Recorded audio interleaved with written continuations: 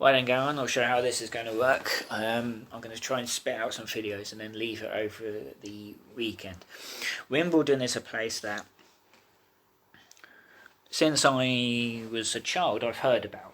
Now, obviously it's famous for the tennis, but as far as my family is concerned, my great-grandparents lived out by the Common, apparently, and nowadays properties in the Common are going for millions of quid, so it makes you wonder, don't it? Wimbledon's been around for years. I think the name's Anglo-Saxon, and if it wasn't for the railways, Wimbledon would probably still be lost in a sea of country fields and stuff. In 2008, about 2 weeks after my graduation ceremony at the Barbican Centre, I decided, I've always thought about going out to Wimbledon because of my mum's stories about going out there to see her grandparents, my great-grandparents, and so why not, So I got on a train from Waterloo and investigated, and then went down to the All England Club, as they call it, or to give it its full official title, the All England Lawn Tennis and Croquet Club. Now, after that, I couldn't leave Wimbledon alone. I've done, by my reckoning, 130 trips since 2008, and I worked at Wimbledon in 2010 for the championships, and it was one of the toughest and yet best times of my life. It got me off job seekers for all of 3 weeks, I think. It's a place of two roads, really. Depending on how you enter Wimbledon, and I've done it from Putney on the bus and up from South Wimbledon Tube, where I think that's technically Collier's Wood, that part of town. You get a tale of two Wimbledons. Let's say you've got on the train from Waterloo, and trains to Wimbledon take, on a good day, 15 minutes, and they only stop at, I think it's Vauxhall, Clapham Junction and Aylesfield, and they leave Waterloo on a good day, because at the moment it's not with coronavirus, something like every 2 minutes.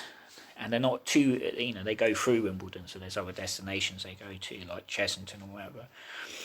During the championships, trains have been known to stop at Wimbledon from, say, Weymouth on their way back from Weymouth or Portsmouth. So there's options, and I suppose you could get a bus from somewhere that will eventually get you near Wimbledon. But it's something like, I think, 8 miles from central London. So you've gone to Wimbledon, and you eventually get down the platform because you realise you've gotten on the end of the train and got to walk 10 cars worth. If you take to your left, you go through barriers that bring you out to the entrance of the shopping centre, which, funny enough, is known as Centre Court. How about that? If you go to your right, you go through the barriers at that end, and it brings you in front of the train station, where during the championships it gets swallowed up by all this crap to do with the tennis. Either way, Wimbledon looks slightly rough on the edges in terms of its buildings. It's got a strong chav population and all the rest of it. It's a town, basically. There's a joke that you don't leave your car unattended for long if you don't want its wheels taken away, but I don't know how true that is.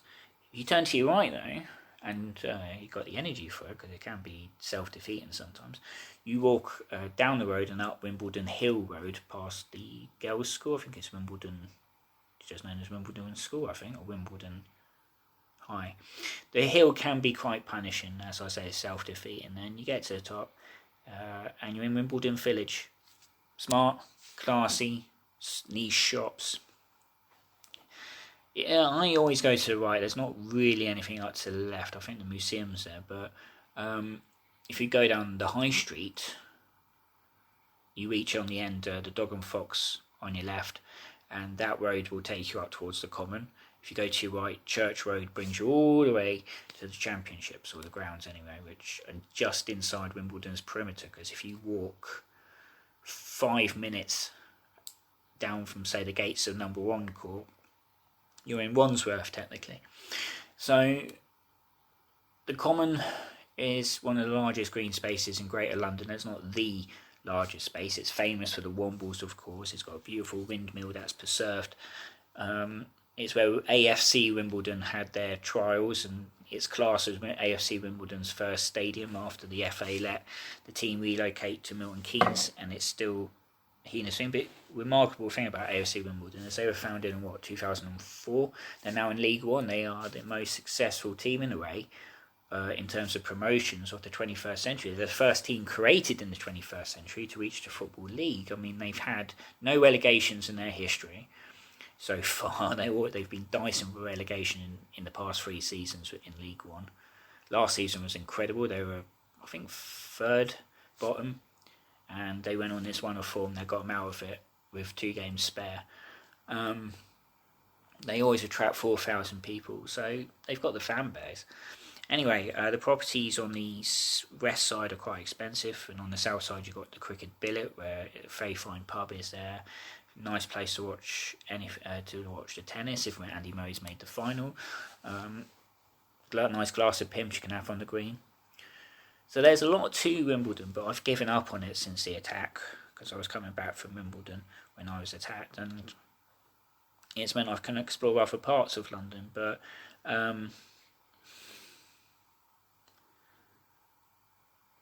it's worth going to if you just want to see a bit of London that isn't choked necessarily with people. It can be busy, but I've been at Wimbledon all times of the year, all times of weather, and the championships obviously make it feel different and busier. And the economists in the city refer to a sudden sort of like surge in the economy as the Wimbledon effect, because in 2 weeks Wimbledon, its local economy goes through the absolute roof. It's like 1,000% increase or so. I'm not really an economist, I don't know percentages, but all the shops in the village certainly have tennis balls in the windows, be it Oxfam or Cafe Nero or the antique shop. I think Maria Sharapova still has an interest in one of the shops down. I don't know if she still does. Boris Becker lives in Wimbledon, down by the tennis courts. Never bumped into him. I've seen Pat Cash around there. He's a legend. John Lloyd I've seen. I don't know whether he lives around there. But they're not in the town, you know. I mean, the town may as well be known as New Wimbledon, and the village is Old Wimbledon. It's crazy. James Hunt, the great F1 champion of 76 and a legend in other fields, died at a house just down from the south side of the common. His house sold 5 or 6 years ago for £7 million. And I'm telling you now, I don't think James Hunt paid even £1 million for that in the late 80s. He used to be seen in Wimbledon quite often, actually.